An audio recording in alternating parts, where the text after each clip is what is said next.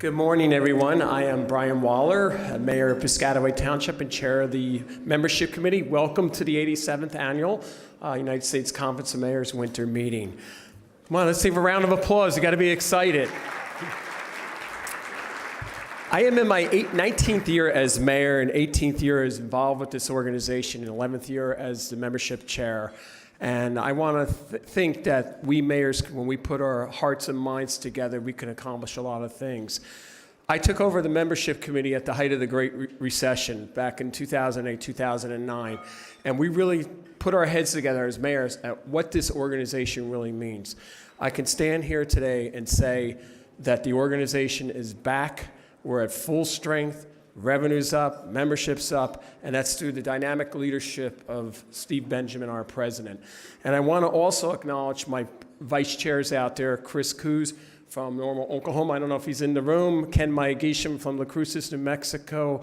Myle Atkinsons of Mooresville, North Carolina, and Joe McElveen from Sumter, South Carolina. And I want to do a special acknowledgement to Elizabeth Kaus, our past president, my predecessor on the membership committee, for all her hard work and dedication, consultation with me in all this time. So thank you, Elizabeth. For the new mayors that are in the room here today, if you want to see myself or Luther Roberts here in the room, the conference staff, for whatever committee you would like to join here, please do. Remember, there is no trademark secrets here in this room. If there's a solution to problems out there, it's a good bet that some mayors in this room already have the solution to your problems in your home community. Feel free, seek out, advise, and understand the other problems that are going on around the country, because it's a good bet that either if you haven't seen it already, you may see it in the future, and that's what this organization's all about. You're going to see a lot of great talent up on this podium here in a few minutes, folks that are very dynamic out there. And I also want to remind members out there that this organization's also about camaraderie and friendship too. There's no partisanship is checked out the door, and we really look out for each other, because at the end of the day we're here to serve our residents that we're elected to serve. So without further ado, I would like to introduce our president of our organization, the mayor of Columbia, South Carolina, Steve Benjamin.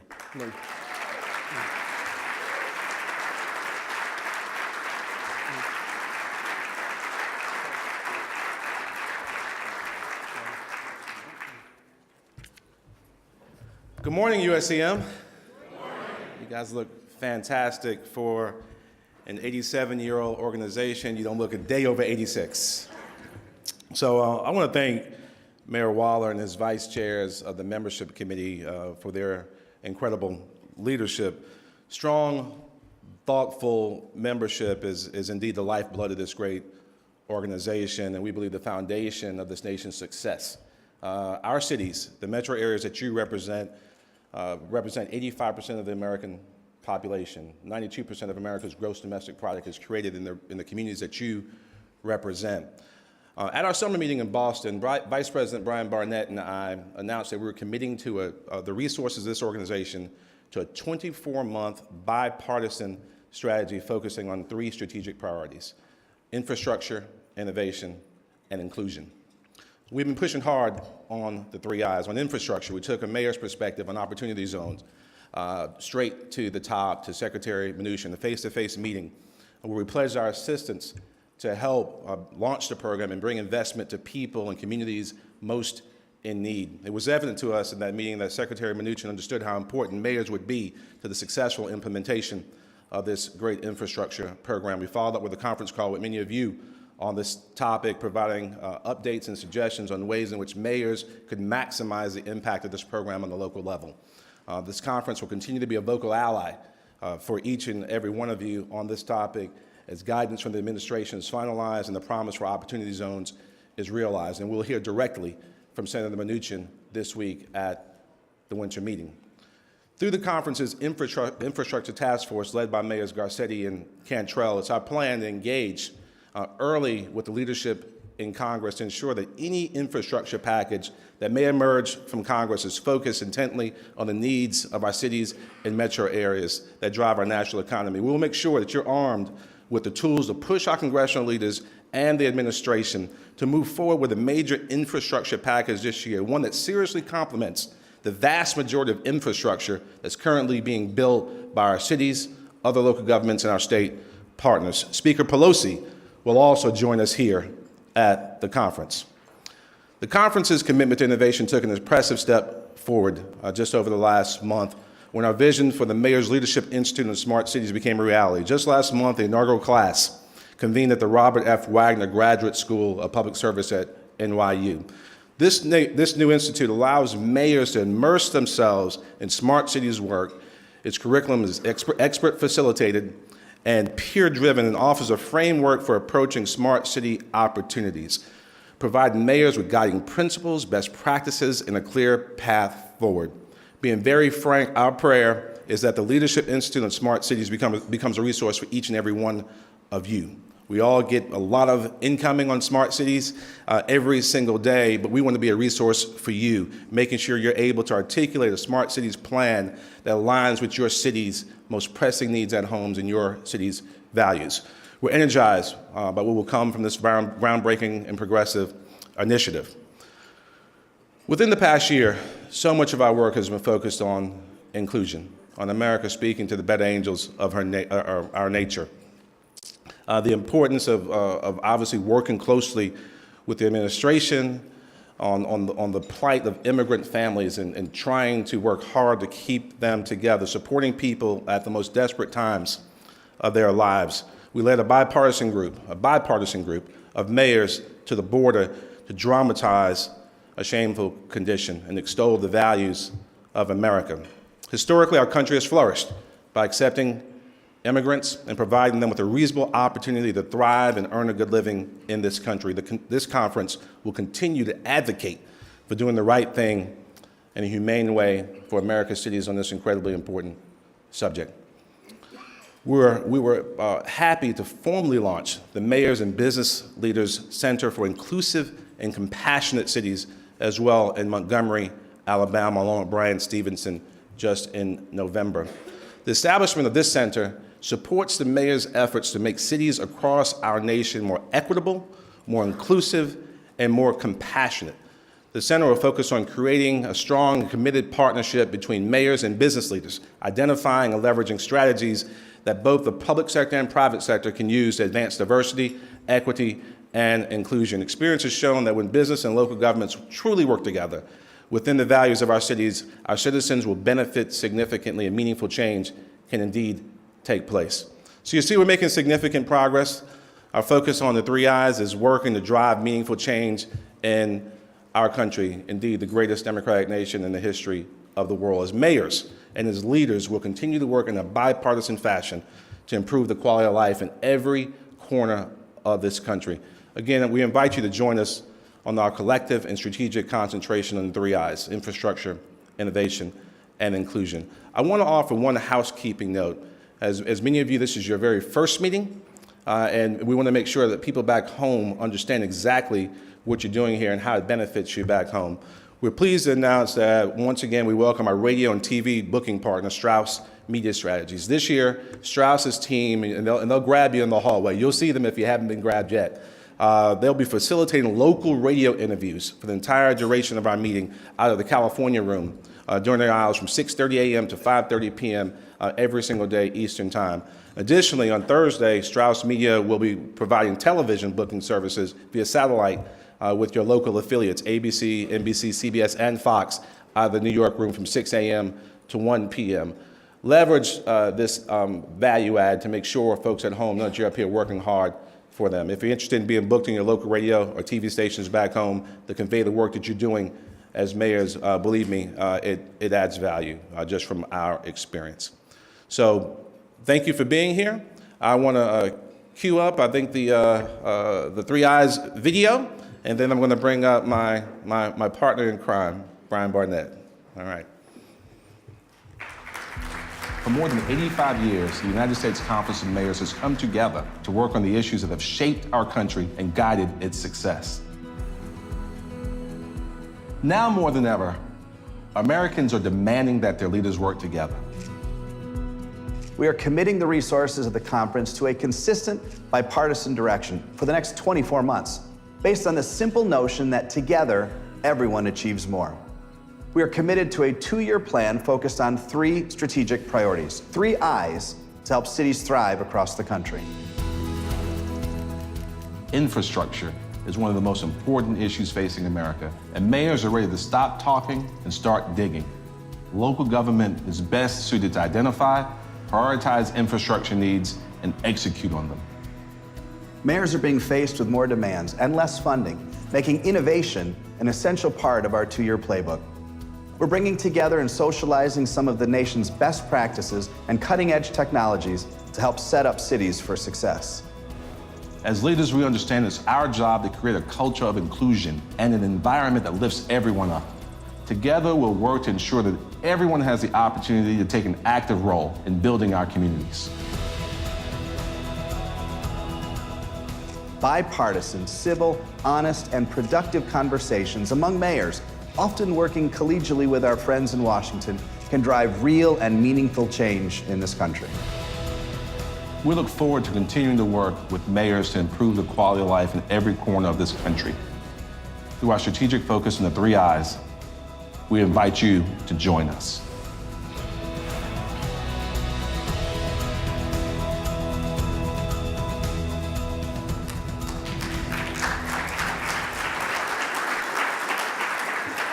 I can't tell you how excited I am to see each and every one of you this morning and what is indeed a record turnout for our winter meeting at the U.S. Conference of Mayors. It's my pleasure to introduce our Vice President, BRYAN Barnett, the Mayor of Rochester Hills, Michigan. He's going to moderate the remainder of the session. Thank you. Good morning. Thank you, Mayor Benjamin and Mayor WAHLER, for your comments, and good morning, mayors. Now, that may work at the Ohio Mayors Convention, but there are more than just Ohio mayors here. There's more energy in this room. Good morning, mayors. Good morning. Now that I've ticked off all the mayors from Ohio. Hey, as Mayor WAHLER and Mayor Benjamin stated, it's appropriate, I think, that we begin our winter meeting with this session, really a celebration of the United States Conference of Mayors. Now, my involvement with the conference began more than 12 years ago, and not a day goes by that I'm not reminded of the benefits of membership of the United States Conference of Mayors and why I joined in the first place. Now, I know it's early in the morning on our very first day, but I believe you all agree that we have very much to be grateful for. Not the least of which is the opportunity to reconnect with our colleagues and friends from across the nation. We've celebrated the holidays, launched our initial goals and plans for 2019, and now come together as the largest gathering of mayors anywhere on the planet to advocate for our cities and for our residents. And this conference, this extended work family, is our vehicle for executing that advocacy. Now, I remember my first conference of mayors. I was a 30-year-old city councilman. I was appointed mid-meeting when the previous mayor announced a sickness. And I found myself the strong mayor of a city of 75,000 people with a staff of 500. There was no manual. I couldn't find the top 10 things to do when you wake up and find yourself a mayor. There wasn't even an opportunity to talk to the outgoing mayor. It was just me in a big desk in a big office, ironically with an invitation that the previous mayor hadn't opened, an invitation to the United States Conference of Mayors summer meeting just 60 days later in June. So I took a chance and I signed up. I knew no one. I brought no staff. I just decided to see what I could pick up quietly from the back of the room without making much of a fuss. Friends, I was blown away. The information was pertinent. The topics were relevant. But the relationships were real. And over my last 12 years and my involvement with the United States Conference of Mayors, it's been those authentic relationships that have both encouraged and challenged me to be a better leader and a better mayor. The relationships and friendships are the secret sauce that so many of the other organizations would love to emulate. It struck me again yesterday afternoon, shortly after arriving and heading to the bar. I walked into the lobby downstairs, and frankly, everyone, all of you mayors, were smiling, talking, and engaging. It was interesting because, of course, we're here in Washington during difficult and challenging times when no one in the country can seemingly agree on anything. We're all at odds. Why was everybody smiling? Democrats smiling, Republicans smiling, everyone in the middle smiling, mayors from the smallest towns and the biggest cities talking, engaging, and smiling. We even had a BuzzFeed report of a very slight smirk spotted on Mayor Paul Soglin's face. An unconfirmed report, of course. Everyone's smiling because this is a group of people that actually like each other. We talk to each other. We listen to each other. We have common interests. We share common goals. We care about each other's problems. We wake up to wonderful articles in our newspapers about our city's latest accomplishment and success, and then go to bed reading angry tweets about those same decisions. We have members of the media, Congress, and our city councils that we love and enjoy working with. We have other members of the media, Congress, and our city councils that we just wish would pursue excellence elsewhere. The life of a mayor is wonderful, exciting, challenging, and rewarding, but it can be isolating at times. I think we're smiling because we understand that dichotomy, and we have a mutual respect for one another and truly enjoy being together. And so for 86 years, our predecessors have been doing just that, getting together. And as we gather for our 87th meeting, we hearken back to our founding principles. This conference was founded back in 1932. And what you may not know is that this conference began in my friend Mayor Duggan's city of Detroit, a city just a few minutes away from where I live in Rochester Hills. And since Mayor Duggan isn't on the stage to refute this statement, Detroit and Rochester Hills equally share credit for founding this organization. Join with me, if you will, and take a short look at this video about the compelling history of our conference. You might say that the United States Conference of Mayors was born on the streets of America's cities in 1932.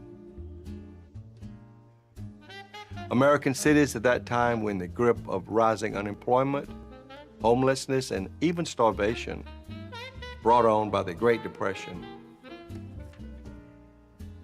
To keep his city, Detroit, from sliding further into misery and despair, Detroit Mayor and later Attorney General Frank Murphy needed outside help. With little help from President Hoover and the federal government, Mayor Murphy turned to his fellow mayors. He invited mayors from around the country to come to Detroit to discuss the common problems the cities faced. On June 1, 1932, 29 of the country's mayors traveled to Detroit City Hall. Their cities had been through tough times before, but none like these. This unprecedented situation required an unprecedented solution. Boston Mayor James Michael Curley said at that time, quote, "Unless action is taken at an early date, the welfare of the people is not only in jeopardy, but the continuing existence of our nation is problematical," unquote. And so out of that meeting came a proposal to bring federal resources into distressed cities, an almost radical idea at the time. They envisioned a $5 billion direct-to-cities loan program from the Federal Reconstruction Finance Corporation. As the mayors saw it, the cities were bearing an unfair share of the country's struggling population, and federal assistance was more than justified. And also out of the June 1st meeting emerged an idea for a permanent association of mayors that would be located in Washington, D.C. Upon leaving Detroit, the mayors immediately sent a delegation to Washington to present their loan program to Congress and the President. And later that year, the Congress passed the Emergency Relief and Construction Act of 1932, giving the RFC authority to make direct investments in economically depressed cities. And early the following year, on February 17, 1933, the mayors met again, this time in Washington, D.C. at the Mayflower Hotel. Mayor Murphy had in hand a proposed constitution for a new organization that would advocate for the rights of cities. And Milwaukee Mayor Dan Hone put forth a resolution in support, and in short order, the United States Conference of Mayors became a reality. The mayors later met with new President Franklin Delano Roosevelt to help bring our cities and nation out of the Great Depression. And 87 years later, The position of the conference is stronger than ever, and the purpose and mission of the conference remains just as relevant today, no matter your party affiliation, your geographic location, or the size of your city. I can unequivocally tell you that Rochester Hills, Michigan has benefited directly through the advocacy, points of view on public policy, best practices, institutes, business connections, grant opportunities, and of course, the networking, all facilitated and made possible through the U.S. Conference of Mayors. This morning, we're going to hear from 5 incredible, smiling mayors, Mayors Fischer, WHALEY, HOLT, DIOSSA, and Weaver. And whether you've been affiliated with this conference for 15 or 20 years, or whether this is your first meeting, by the way, raise your hands if this is your first meeting out there. Huge welcome to all of you. Thank you for being here. Well, we know that you will be inspired by the stories these mayors share and be reminded again of the power, influence, and value of membership in this fantastic organization. So let me introduce our mayors, beginning with my good friend and our second vice president of this conference, a mayor who is in his second term and is the 50th mayor of the great, and as he'll tell you, the compassionate city of Louisville, Mayor Greg Fischer.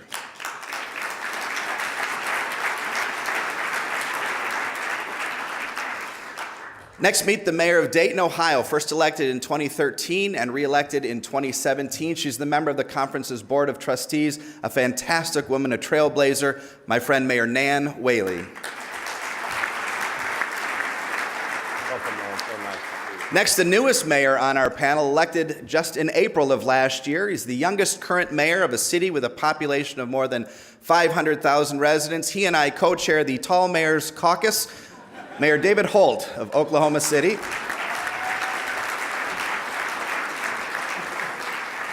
Let me introduce you to the mayor of Central Falls, Rhode Island, whose experience reminds us that the conference provides value for cities of all sizes. He was elected mayor in 2012 and has since been reelected as the city's first Latino mayor, Mayor James DIOSSA.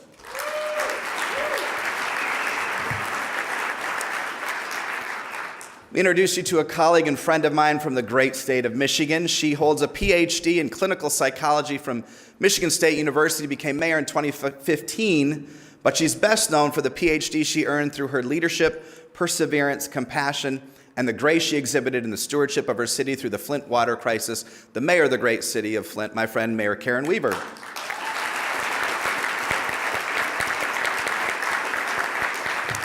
And finally, it's my privilege to introduce to you the CEO and Executive Director of the U.S. Conference of Mayors, whose competent and expert team keeps the conference running, who loves his Georgia Bulldogs, political stories from the 60s, 70s, and 80s, and whose vision leads us every day, our friend and our leader, Mr. Tom COCHRAN. Guys. So I'd like to start the discussion this morning by asking each mayor to share their experience with the conference and how you've benefited from the conference in your various and unique ways. And I'd like to ask Mayor Fischer to please lead us off. Mayor Fischer. Thank you, Brian, and good morning, everybody. Good morning. That's right. That's right. Well, you know, time is short as a mayor. We all know that. When you sit down the first day as mayor, the clock doesn't slow down and say, we're going to get ready for you to get up to speed so that you can effectively lead our city. So the question for me as mayor was, how can I learn the most, the fastest? And I've always looked for mutual learning cohorts to accelerate learning, and there is none better than the United States Conference of Mayors, because what you know already is there are hundreds of acronyms thrown at you, new programs coming out all the time. How do you make sense out of all that stuff? How do you prioritize what it is that you're going to take on? And how do you even understand what this stuff is? And so what I quickly found out was the conference was the go-to place to make sense out of all of these things that are coming at each and every one of us every day. I chair the Metro Economies Committee. We're working on things that are relevant to growing American cities, major policy issues that come in front of us. Just some recent examples, innovation districts. What are innovation districts? How are they shaping our cities? We've done task force visits on those so that we can put together booklets about that and then share that with you so you don't have to go through all the same learning. Right now, very topical and timely are opportunity zones. What do those mean to our cities? How can we develop our own investment prospectuses for our city? How do we involve our foundations, our nonprofits? How do we make sure that wealth and income is staying in our city as opposed to vulture investors coming in and just taking money and wealth out of the very neighborhoods that we're trying to help. How are you doing with recovery in your city? Many of our cities have been impacted by the opioid crisis. Who do you turn to have those type of conversations and destigmatize the issues around mental health and substance misuse?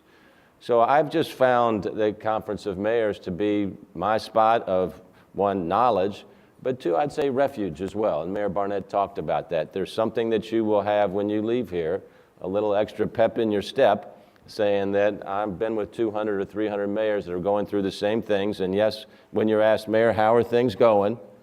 Do you want to talk about that great economic success, or do you want to talk about yesterday's suicide? And that's all part of what we face as mayors. But being with a group of people that do that together gives you tremendous strength and ongoing resource. Thanks. Mayor Fischer is one of our leading experts, along with Mayor Duggan, on opportunity zones. We'll be talking a little bit more on those the next few days. Make sure you get a chance to talk to him if you have any specific questions. He's really brilliant on it. Mayor Whaley, would you share some of your thoughts and experiences? Sure, it's great to be here this morning, and I, like Mayor Barnett, always enjoy getting to see my fellow mayors. And I'll say what Greg said I think is really true. You know, we're all in a city and only one person has our job. And so every day you go to work, really, the experience that you're experiencing, sure, former mayors, if you're friends with, can have that perspective, but really this is the only place where you can come together and other people have your job as well, to share experiences, to share perspective, or just have someone, you know, listen to you if you're having a little bit of a tough time or you really want to celebrate something that your city did great.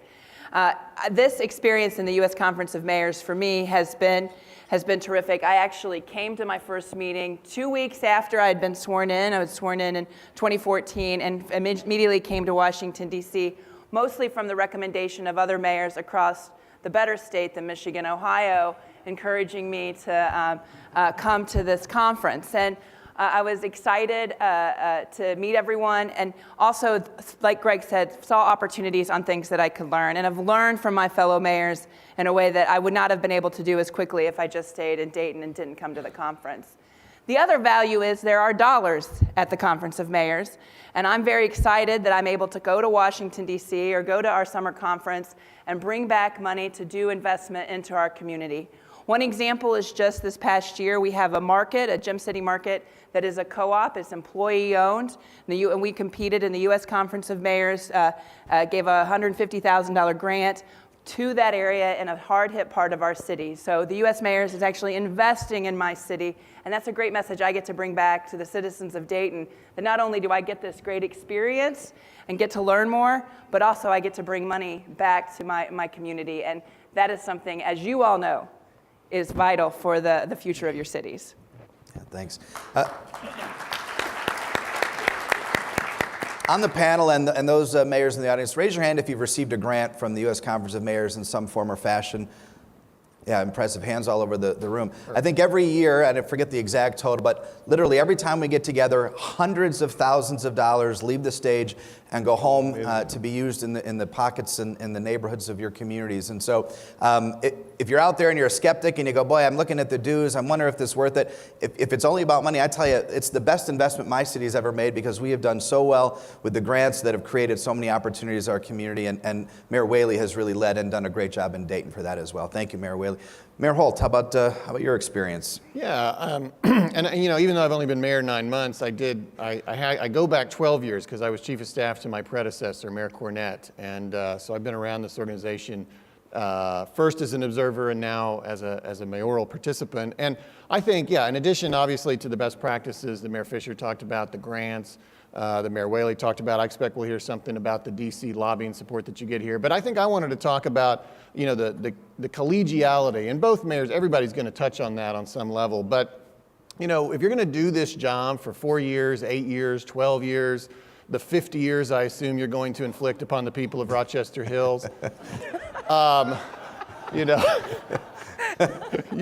you've got to take care of yourself, you know. And you know, you look at soldiers have support networks, you know, public safety officers have support networks, even lawyers have support networks, but they're I'm a licensed attorney. Yeah. So, but there's, not officially any support network for elected officials, but you do have it informally, and you certainly have it here at the U.S. Conference of Mayors. And I just think that there is, and she said it well, as Nan did as well, that the opportunity you have to be with people who have the same job you have, they're unlike anyone else in that they understand the issues you face, and you know whose side everyone in this room takes when you tell them the problems in your community? Yours. They take your side every time, even with Mayor Barnett.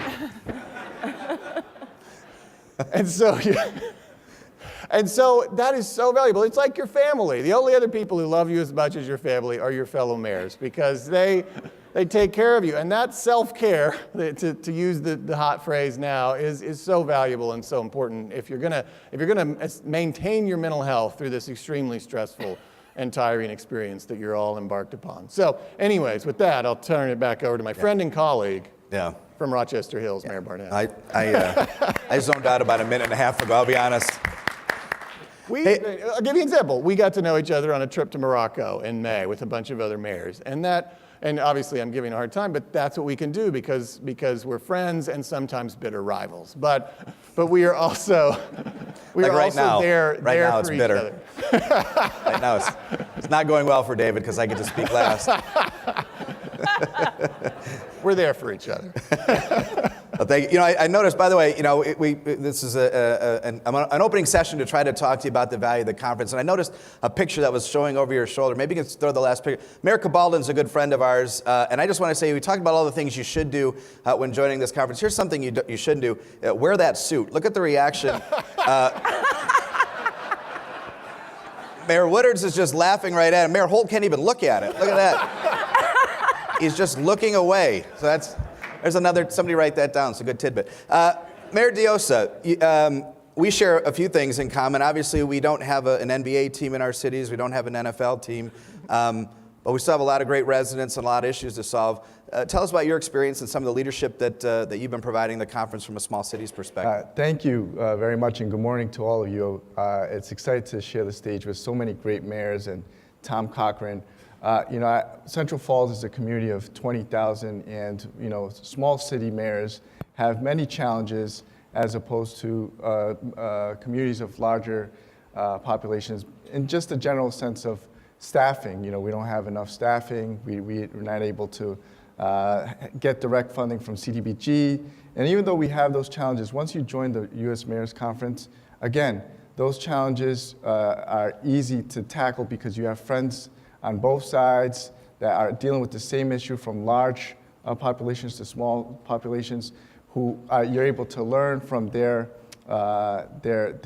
ideas and how they've been able to address the issues. And more importantly, what I think is important is that all of the issues that we see in the room are addressed the same way. We just have to be very innovative and very direct of how we address these issues. So for many of the mayors who are here, if you're a population of 100,000 or below, we have a meeting on Friday for Small Cities Task Force that I would love for you all to participate if you're under 100,000. And that's thanks to the leadership of Mayor Benjamin and Mayor Barnett, who said, we want the small cities and small cities to be able to be more inclusive in the conversations. And that's why we're excited to be able to continue on. This is the second meeting we're having. The first meeting was in Boston, and we're lucky to have this meeting again here in Washington, D.C. So to all my fellow mayors, the best thing that you could do is join the U.S. Conference of Mayors. As a mayor that doesn't have a lot of staff, I've been able to leverage the staff at the U.S. Conference of Mayors as part of my office, and being able to connect with the staff here who are great and have access to so many resources is critical for all of you to get involved with. And more importantly, what I found the greatest value to is the advocacy that the U.S. Conference of Mayors does in D.C. and not able to afford a lobbyist or send someone to D.C., I can always sign on to issues that are very direct impact on my community. And I'm lucky to be part of this great organization, the U.S. Conference of Mayors. Thanks, James. Appreciate that.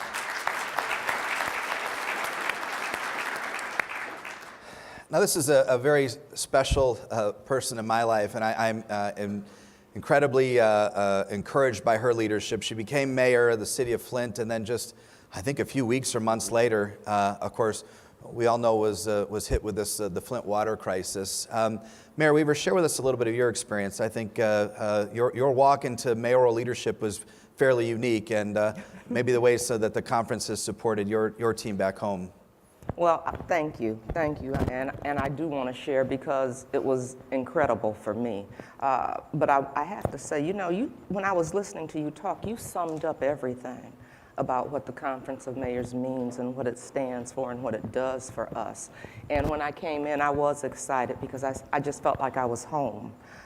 And I had a unique situation because I got into office in November of 2015 and I declared an emergency in December of 2015. And the next thing I know, the media is coming from everywhere. And I remember one day I got a call from some guy, Tom, and he's talking to me and he's telling me about the Conference of Mayors, and you know, I'm listening to him because I don't know anything about the Conference of Mayors. I don't know Tom, and he's telling me we're coming, but he said we're coming to stand with you. And I remember when I got off the phone with Tom, I was talking to my advisor, and I said, I don't know, some guy named Tom says these mayors are coming. And, and he gave me the date. And you know what, it was so funny because I told Tom, I said, they rolled into town like some gangsters. They were 8 deep.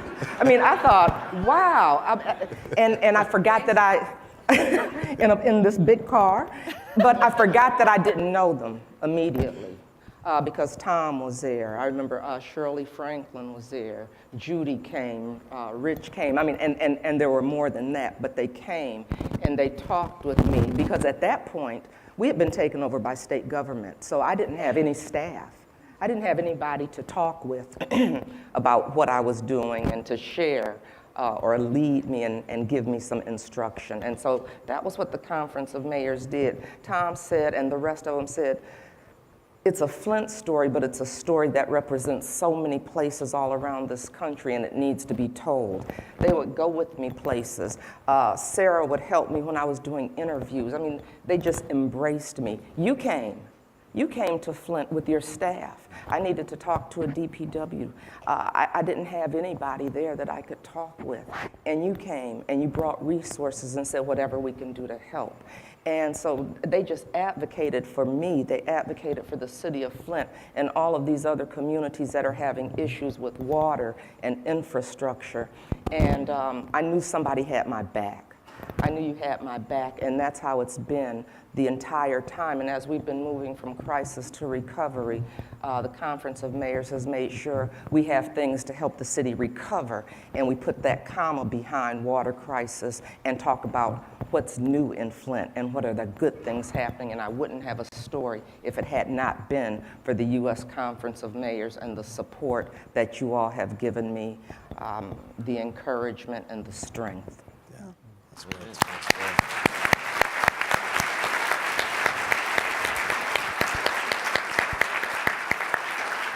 So Tom, you've been listening to the mayors share their stories, and you have a great historical perspective. You know all of our stories, you know all of our predecessor stories, and you know most of our predecessors' stories.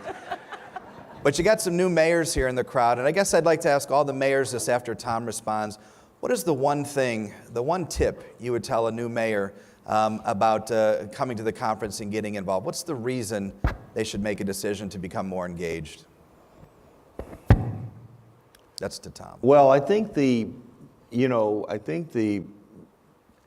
is a platform that can really tell the story of your city, no matter what size. And again, it is also the support you get after you leave. We have at our headquarters of mayors 30 individuals for this organization. And we don't work at it, we work it night and day. My staff is 24/7, watching the weather, watching the bombings, watching the shootings, watching them lock up kids on the border. We're there. We're the watchmen at the gate. And we're there to let you know, all of you know throughout this great nation, that we're there to make sure that our cities are protected, and we're also there as advocates. I have worked with 10 presidents of the United States. I have worked for one. And we have an aberrational president right now. But I want us to recognize that we came to this city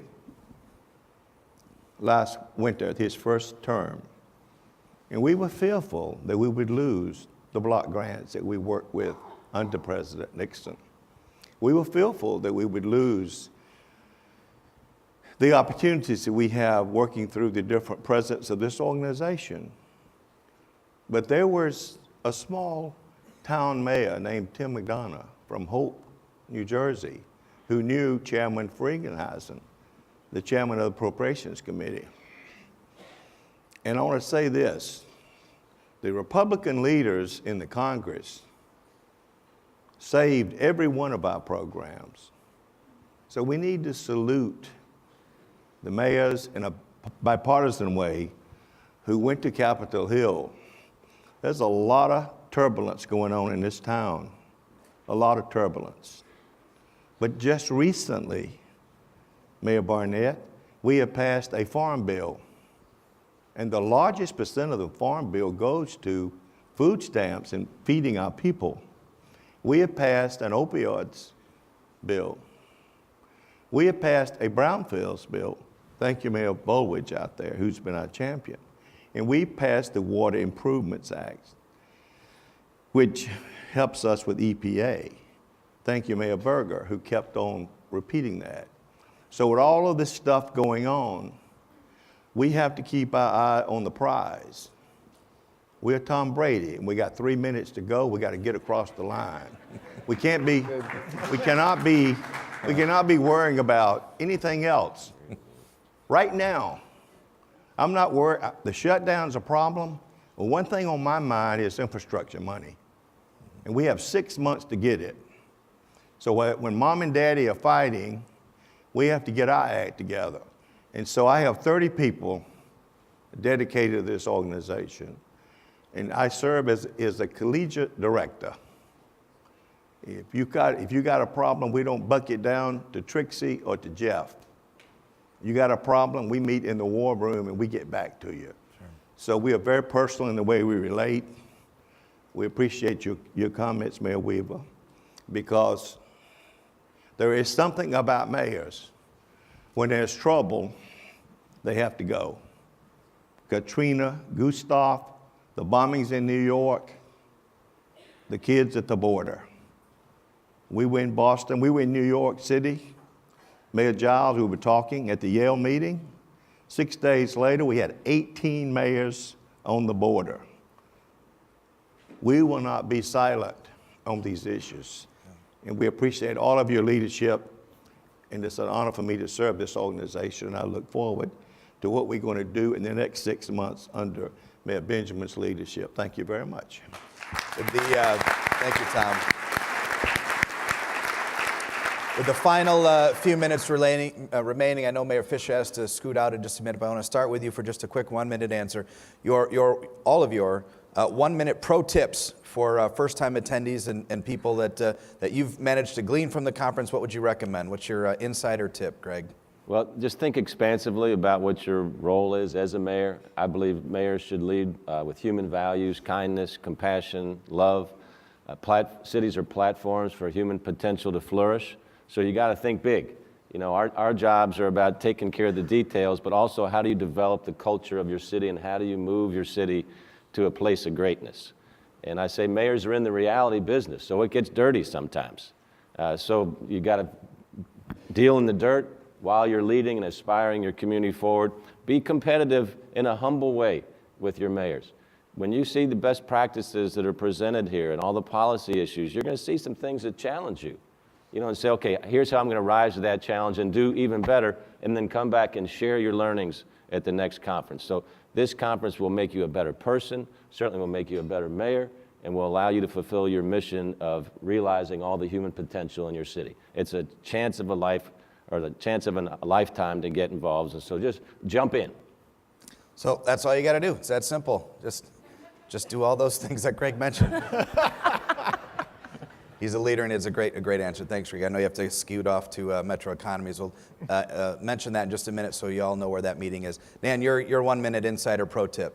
Yeah, I would say definitely go to the smaller convenings that the U.S. Conference does. If you get invited, and many of you will, to the Mayor's Institute of City of Design, do it. It's a great immersion to think about how your community can plan and how mayors are the planners of their cities.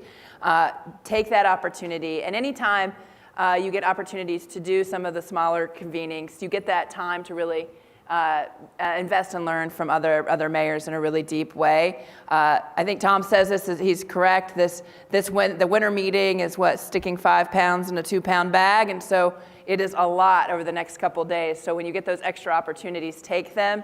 And then also make sure you go to the different concurrent sessions and speak up. If this is your first time, that's great perspective because Barnett's been here forever, and so it's really good we get somebody new to speak up in these meetings. Make sure you do that, and don't be afraid. You've been elected a mayor. Don't be afraid to use your voice and be loud with it. Yeah, great. Thanks, Nan. We're going to skip David. We'll give James 2 minutes. Saw that. Saw that coming. Go ahead, Dave. Well, maybe to keep with the theme of my early remarks, take advantage of the social events and get to know people on a human level, and pull a chair up to Tom. He's a national treasure. Find Ed Summers. He's a genius. Tell Nan happy birthday. It's her birthday today.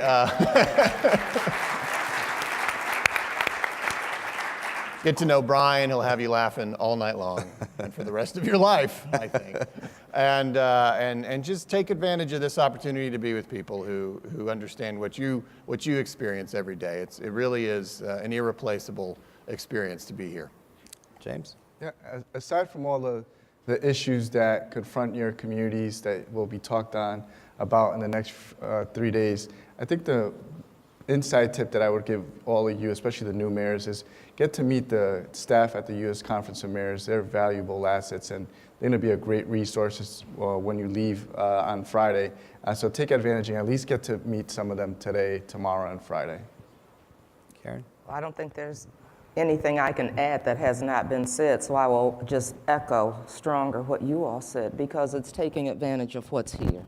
Take advantage of what's here. There are so many resources, so much information, so much knowledge, and so much support. So take advantage of what's here and get a mentor. I remember when I first got here, if you remember, you paired up with me, Brian, and he has not stopped. I meant that in a good way. But he hasn't. Letting me know about different things and making sure I was in the loop on different things. And you did that, and I was looking like this when I came because of everything I was going through, and you paired up with me, and it was just nice to have someone do that. And like I said, and we've been buddies ever since then. But please go and talk to people, because it was interesting, because we may have different crises, but we all understand it. Yeah. So that's what I would say. I would say 2 things. James's point about getting to know the team. I don't know, even the larger cities that are represented here don't have 30 people on the ground in Washington, D.C. And to get to know the folks here, because there's a water expert, there's an infrastructure expert, there's a housing expert. That expertise exists here already, has the relationships already, and it's just up to you to leverage those resources. My insider tip is to get cell phone numbers. I have most of the mayor's cell phone numbers out there, and when I want to encourage someone, when I read something about something happening, sometimes it's bad.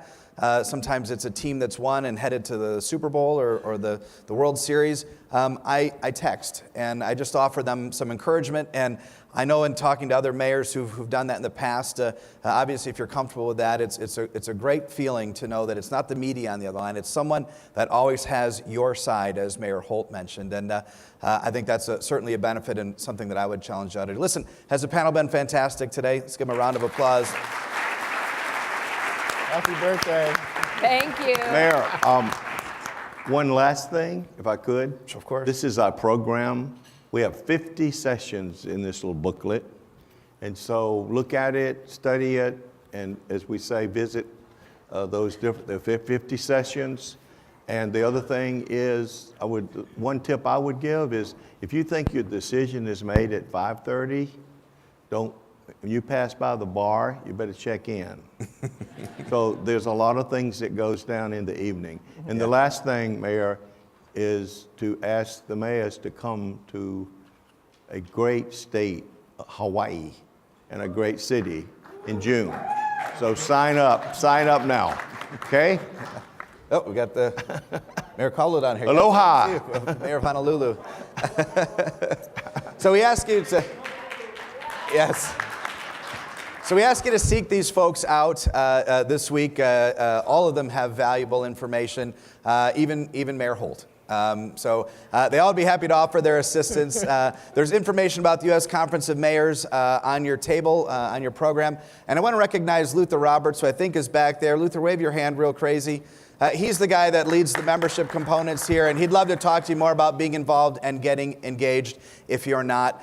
Two last announcements. We want to thank all of you for your time and attention this morning. We wanted this to be upbeat. We're off to a great start, and we have, as Tom mentioned, a very busy meeting. In just about 4 minutes, two very important sessions will start. I encourage you to either head to the Metro Economies and New American City Task Force, which Greg Fisher is leading, and then the Mayor's Water Council meetings, which are both incredibly important, doing some great work on behalf of mayors nationally. So finally, last thing, I would ask all the newly elected mayors or first-time mayors to come up on the stage, entering from that side at the conclusion of this session for a group photo. We are so glad you're here. This is going to be an amazing meeting. Thank you for your time and attention.